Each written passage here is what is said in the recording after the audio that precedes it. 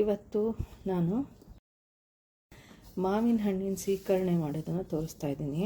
ತುಂಬ ಸಿಂಪಲ್ ರೆಸಿಪಿನೇ, ಎಷ್ಟೋ ವರ್ಷಗಳಿಂದ ಎಲ್ಲರೂ ಮಾಡ್ತಾರೆ. ಆದರೆ ಕೆಲವೊಂದು ರೆಸಿಪಿ ನಾನು ನೋಡಿದ್ದೀನಿ, ಅದು ಸುಮ್ಮನೆ ಒಳ್ಳೆ ಈ ಜ್ಯೂಸ್ ಥರ ಎಲ್ಲ ಮಾಡ್ತಾರೆ. ಅಫ್ಕೋರ್ಸ್ ಹಿಂದಿನಲ್ಲಿ ಇದನ್ನು ಆಮ್ರಸ್ ಅಂತಾರೆ. ಸೊ ಆಮ್ರಸ್ ಹೇಗೆ ತೆಗೆದ್ರೂ ಆಮ್ರಸ್ ಅಷ್ಟೇ. ಆದ್ರೂ ಒಂದು ಮೆಥಡ್ ಇದೆ ಇದನ್ನು ಮಾಡೋದಕ್ಕೆ. ಸೊ ಅದನ್ನು ತೋರಿಸೋಣ ಅಂತ ಹೇಳಿ ಇವತ್ತು ವಿಡಿಯೋ ಮಾಡ್ತಾಯಿದ್ದೀನಿ. ಈ ಥರ ಎಲ್ಲ ಹಣ್ಣಾಗಿರೋ ಮಾವಿನ ಹಣ್ಣು ಚೆನ್ನಾಗಿ ತೊಳೆದು ಇಟ್ಕೋಬೇಕು. ಈಗ ಇದನ್ನು ಒಂದು ಪಾತ್ರೆ, ಇನ್ನೊಂದು ತಟ್ಟೆನಲ್ಲಿ ಒಂದು ಸ್ವಲ್ಪ ನೀರು ಹಾಕ್ಕೊಳ್ಳೋದು. ಈ ಥರ ಈ ಮಾವಿನ ಹಣ್ಣು ನೋಡಿ, ಈ ಥರ ಪೂರ್ತಿ ಸಿಪ್ಪೆ ತೆಗಿಬೇಕು. ಸಿಪ್ಪೆನ ಈ ನೀರಿನದ್ರಲ್ಲಿ ಹಾಕ್ಕೊಳ್ಬೇಕು. ಸ್ವಲ್ಪನೇ ನೀರು ತಗೋಬೇಕು, ತುಂಬ ನೀರೇನಿಲ್ಲ.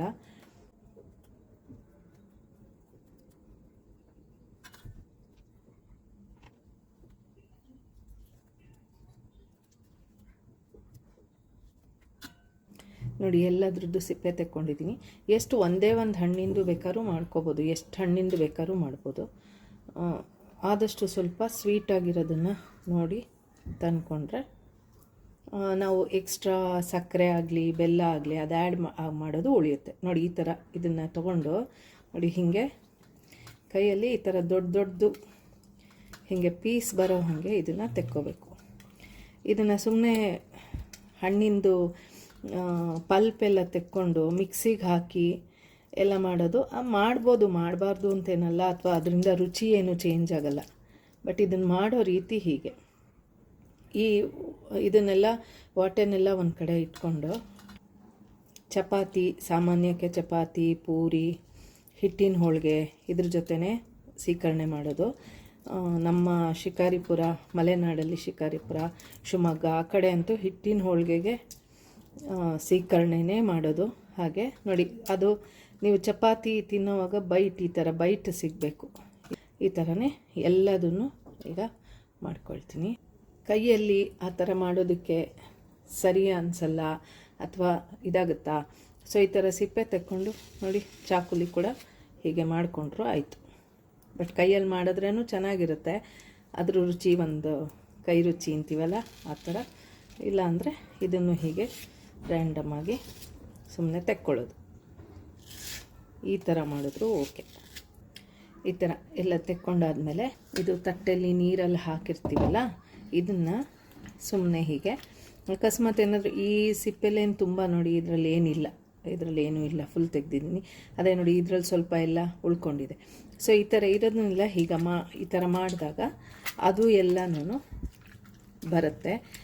ಅದಕ್ಕಷ್ಟೇ ಈ ಥರ ಮಾಡೋದು, ಮಾಡಲೇಬೇಕು ಅಂತ ಎಲ್ಲ ಏನು ಕಂಡೀಷನ್ ಇಲ್ಲ. ಬಟ್ ಫುಲ್ ಮ್ಯಾಕ್ಸಿಮಮ್ ಪಲ್ಪ್ನ ತೆಕ್ಕೊಳ್ಳೋಕ್ಕೆ ಮಾಡೋದು ಅಷ್ಟೆ. ಬೆಂಗಳೂರಲ್ಲೆಲ್ಲ ಆದರೆ ರಸಪುರಿ ಮಾವಿನ ಹಣ್ಣು ಸಿಗುತ್ತೆ, ಅದರಲ್ಲಿ ಮಾಡ್ತೀವಿ, ತುಂಬ ಚೆನ್ನಾಗಿರುತ್ತೆ. ಇಲ್ಲಿ ದಶಹರಿ ಅಂತ ಸಿಗುತ್ತೆ, ಅದರಲ್ಲಿ ಅದು ಸ್ವಲ್ಪ ನಿಮಗೆ ಆಲ್ಮೋಸ್ಟ್ ಎಲ್ಲ ಹಣ್ಣು ಸ್ವೀಟಾಗೇ ಇರುತ್ತೆ. ಸೊ ಅದರಲ್ಲಿ ಮಾಡ್ಬೋದು. ನಾನಿವತ್ತು ಅಲ್ಫೋನ್ಸೋ ತೊಗೊಂಡೆ, ಯಾಕಂದರೆ ಇನ್ನೂ ಪೂರ್ತಿ ಮಾವಿನ ಹಣ್ಣು ವೆರೈಟಿ ಅಷ್ಟು ಬಂದಿಲ್ಲ. ಸೊ ಒಂದೆರಡು ತಂದಿದ್ದೆ, ಅದೆಲ್ಲ ಹುಳಿ ಇತ್ತು. ಅದಕ್ಕೆ ಅಂಥೇಳಿ ಹುಳಿ ಆಗಿದ್ದು ಮಾವಿನ ಹಣ್ಣಿತ್ತು ಅಂಥೇಳಿ ಅದರದ್ದು ಛಾಚ್ ಮಾಡಿದ್ದೀನಿ. ಅದರದ್ದು ವಿಡಿಯೋ ಮಾಡಿ ರೀಸೆಂಟಾಗಿ ಪೋಸ್ಟ್ ಮಾಡಿದ್ದೀನಿ. ಅದರ ಲಿಂಕ್ನ ಕ್ಯಾಪ್ಷನಲ್ಲಿ ಮತ್ತು ಕಮೆಂಟ್ ಬಾಕ್ಸಲ್ಲಿ ಪಿನ್ಡ್ ಪೋಸ್ಟಲ್ಲಿ ಹಾಕಿರ್ತೀನಿ, ನೋಡ್ಕೊಳ್ಳಿ. ಹಣ್ಣು ಬಟ್ ಅದು ಹುಳಿ ಇತ್ತು, ಹುಳಿ ಸಿಹಿ ಅದರಲ್ಲಿತ್ತು. ಉಪ್ಪು ಮೆಣಸಿನ್ಕಾಯಿ ಅದೆಲ್ಲ ಸೇರಿಸಿ, ಮಿಕ್ಕಿದೆಲ್ಲ ಸೇರಿಸಿ ಮಾಡಿದ್ದೀನಿ. ತುಂಬ ಚೆನ್ನಾಗಿರುತ್ತೆ ಅದನ್ನು ನೋಡಿ, ಆ ರೆಸಿಪಿನೂ. ಈ ಥರ ನೋಡಿ ಎಲ್ಲ ತೆಕ್ಕೊಂಡು ನೋಡಿದ್ರ ಸುಮಾರಾಗಿ ಇಷ್ಟು ಪಲ್ಪು ಬಂದಿದೆ. ಇದಕ್ಕೆ ಹಾಕ್ತೀನಿ.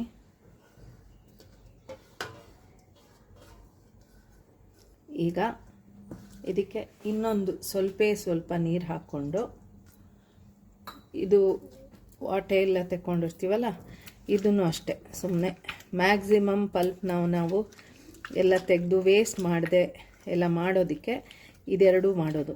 ಮಾಡಲೇಬೇಕು ಅಥವಾ ಇದು ಮಾಡೋದ್ರಿಂದ ರೆಸಿಪಿಲೇನೋ ತುಂಬ ಒಂದು ಡ್ರಾಸ್ಟಿಕ್ ಚೇಂಜ್ ಇರುತ್ತೆ, ಅದೆಲ್ಲ ಏನಿಲ್ಲ. ಇದೊಂದು ಮಾಡೋ ರೀತಿ ಅಷ್ಟೆ. ನೋಡಿ, ಇದರಲ್ಲೂ ಒಂದು ಸ್ವಲ್ಪ ಪಲ್ಪ್ ಇದೆ ಅಲ್ವಾ, ಒಂಚೂರು ಥಿಕ್ಕಾಗೇ ಇದೆ. ಇದನ್ನು ಇದಕ್ಕೆ ಆ್ಯಡ್ ಮಾಡಿಕೊಂಡು, ಮಾವಿನ ಹಣ್ಣು ತುಂಬಾ ಸಿಹಿ ಇದೆ.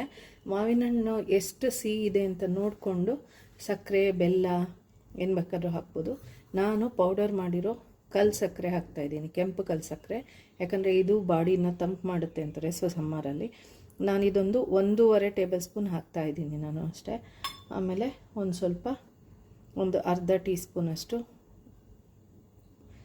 ಏಲಕ್ಕಿ ಪುಡಿ.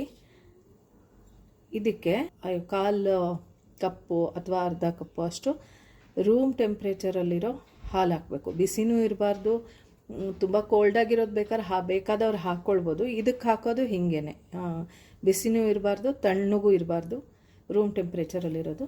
ಒಂದು 1/4 ಕಪ್ಪು ಅಥವಾ ಒಂದು ಅರ್ಧ ಕಪ್ನಷ್ಟು ಹಾಕಿ ಎಲ್ಲ ಚೆನ್ನಾಗಿ ಹೀಗೆ ಮಿಕ್ಸ್ ಮಾಡಿದ್ರೆ ಸೀಕರಣೆ ರೆಡಿ. ನೋಡಿ, ಈ ಥರ ಮ್ಯಾಂಗೋ ಚಂಕ್ಸ್ ಇರಬೇಕು, ಬಿಗ್ ಚಂಕ್ಸ್ ಇರಬೇಕು. ಆವಾಗ ತಿನ್ನೋಕ್ಕೂ ಚೆನ್ನಾಗಿರುತ್ತೆ, ನೋಡೋಕ್ಕೂ ಚೆನ್ನಾಗಿರುತ್ತೆ. ಅದು ಬೈಟಲ್ಲಿ ಚಪಾತಿ ಜೊತೆ, ಪೂರಿ ಜೊತೆ, ನಾವು ಅಕ್ಕಿ ರೊಟ್ಟಿ ಜೊತೆನೂ ತಿಂತೀವಿ. ತಿನ್ನೋವಾಗ ತುಂಬಾ ಚೆನ್ನಾಗೂ ಇರುತ್ತೆ. ಆಮೇಲೆ ಇದೊಂದು ರೀತಿ, ಇದು ಮಾಡೋ ರೀತಿನೇ ಇದು. ಅಫ್ಕೋರ್ಸ್ ಚೇಂಜಸ್ ಎಲ್ಲ ಆಗುತ್ತೆ, ಬಟ್ ಇದು ಒರಿಜಿನಲಿ ಮಾಡೋ ರೀತಿ. ನೀವು ಎಲ್ಲ ಮಾಡಿ ನೋಡಿ. ಹೀಗೆ ಮಾಡಿದ್ದು ಹೊಸ ಥರ ಇಷ್ಟ ಆಯಿತಾ ಹೇಳಿ. ಈಗ ಇದ್ರ ಜೊತೆ ನಾನಿವತ್ತು ಚಪಾತಿ ಮಾಡ್ತಾಯಿದ್ದೀನಿ.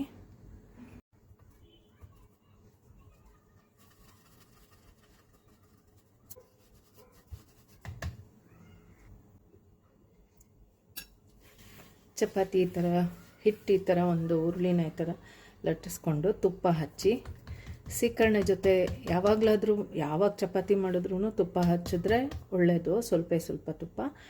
ಸೀಕರಣೆ ಜೊತೆ ಮಾಡೋವಾಗ ಅಂತೂ ತುಪ್ಪ ಹಚ್ಬಿಟ್ಟೆ ಮಾಡೋದು.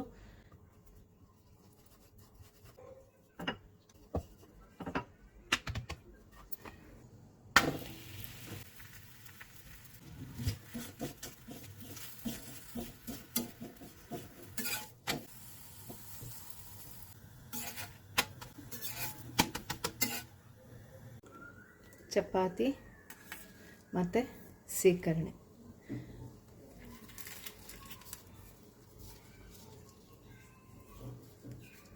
ಈ ಥರ ನೋಡಿ. ಇದರಲ್ಲಿ ಹಿಂಗೊಂದು ಬೈಟ್ ತೊಗೊಂಡು ತಿಂದರೆ ರುಚಿ ಜಾಸ್ತಿ.